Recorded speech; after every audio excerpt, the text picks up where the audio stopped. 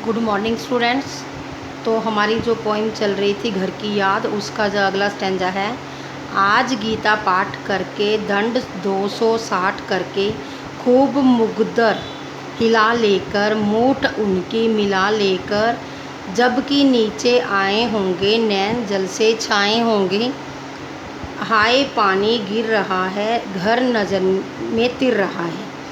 दंड मीन एक प्रकार का व्यायाम और मुगदर मीन व्यायाम में प्रयोग किए जाने वाली लकड़ी का गदा। ठीक है, तो इसमें कवि क्या कहता है कि अपने पिता के बारे में बताता हुआ कहता है कि आज भी उन्होंने सुबह नियमानुसार गीता का पाठ किया होगा। उसके पश्चात 260 दंड निकालकर मुट्ठी में मुगदरों को पकड़कर हिलाते हुए खूब व्यायाम किया होगा। व्यायाम करने के बाद जब वे नीचे आए होंगे तो मुझे याद कर उनकी आंखों में आंसू बह निकले होंगे। अन्य बहन भाइयों में मुझे ना पाकर वे रो पड़े होंगे। कवि व्यथित होते हुए कहता है कि आज बहुत पानी बरस रहा है। पानी के बरसने के साथ साथ ही आंखों में घर की यादें तैर रही हैं। अगला स्टैंजा। अगला है, चार भाई चार बहनें, भुजा भाई प्यार बहनें, खेलते जा खड़े होंगे, नज़र उनको पड़े होंगे। पिताजी जिनको बुढ़ापा एक क्षण भी नहीं व्यापा, रो पड़े होंगे बराबर पांचवें का नाम लेकर। क्षण मीन पल, व्यापा मीन व्यापित हुआ। तो कवि सोच रहा है कि पिता गीता का पाठ और व्यायाम के पश्चात जब नीचे आए होंगे तब चारों भाई और चारों बहनें वहाँ या तो खड़े होंगे या प्यार से खेल रहे होंगे। भाई भुजाओं के समान है तो बहनें भुजाओं पर बंधे प्यार के समान है। पिता ने उन खेलते हुए भाइयों को देखा होगा। वे पिता जिन पर एक क्षण भी बुढ़ापा व्याप्त नहीं हो पाया, अर्थात जिनमें जुबाओं जैसी शक्ति और उत्साह है, वे अपने पांचवें पुत्र को वहाँ ना पाकर रो पड़े होंगे और पांचवें पुत्र का स्मरण कर उनका हृदय व्यथित हो गया होगा और उनकी आँखों से अश्रुधारा वह निकली होगी। अगला है, पांचवा मैं हूँ अभागा, जिसे सोने पर सुहागा।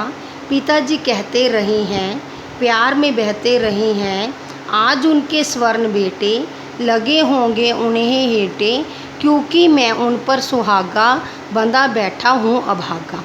तो क्या कहते हैं, वो पिताजी के द्वारा कहे गए वचन कवि को याद आ रहे हैं। उसे याद आता है कि पिता अपने चारों पुत्रों को सोना मानती थी। उसे अर्थात स्वयं कवि को सोने पर सुहागा माना करती थी। पिता की दृष्टि में उनका पांचवा पुत्र बड़ा भाग्यवान था। वे उससे अत्यंत प्यार करती थी। कवि को लगता है कि आज कारावास में होने के कारण वह भाग्यहीन हो गया है। कवि स्वयं को अभागा इसलिए भी मानता है क्योंकि वह पिता की छत्र छाया से दूर यहाँ कारावास में एकांत में बैठा है। कवि को लग रहा है कि जब पिता ने अपने चारों पुत्रों को देखा होगा और पांचवा पुत्र उन्हें याद आया होगा, उस समय उन्हें अपने सोने के समान लगने वाले चारों पुत्र गौण लगे होंगे, क्योंकि सोने पर सुहागा कहा जाने वाला पांचवा पुत्र अर्थात कवि तो भाग्यहीन बनकर जेल में बंद है।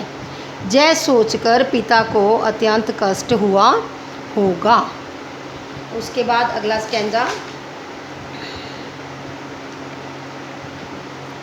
और माँ ने कहा होगा, दुख कितना बहा होगा, आँख में किस लिए पानी, वहाँ अच्छा है भवानी, वह तुम्हारा मन समझकर और अपनापन समझकर गया है सो ठीक ही है, यह तुम्हारी लीक ही है।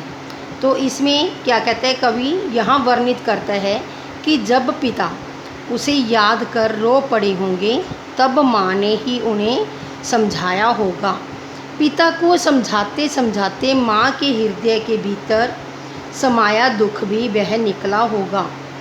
वे पिता से कह रही होंगी कि तुम व्यर्थ में आंसू क्यों बहा रहे हो, हमारा पुत्र भवानी वहाँ अवश्य ही अच्छा होगा। यदि वह आज कारावास में गया है तो ये सब तुम्हारी ही शिक्षाओं का फल है। देश और परिवार को अपना जानकर ही उसने कारावास को चुना है। उसका ऐसा करना उचित ही है। तुम भी तो अपने देश पर जान देने की परंपरा को निभाते हो। उसने तो तुम्हारी ही परंपरा को कायम रखा है। देश के लिए बलिदान देने की परंपरा को उसने टूटने नहीं दिया है। यहाँ कवि की माँ कवि के पिता को हौसला बांधाते हुए उन्हें व्यथित ना होने के लिए कहती है। तो एक बार आप इसको कर लीजिए रिवीजन। ओके।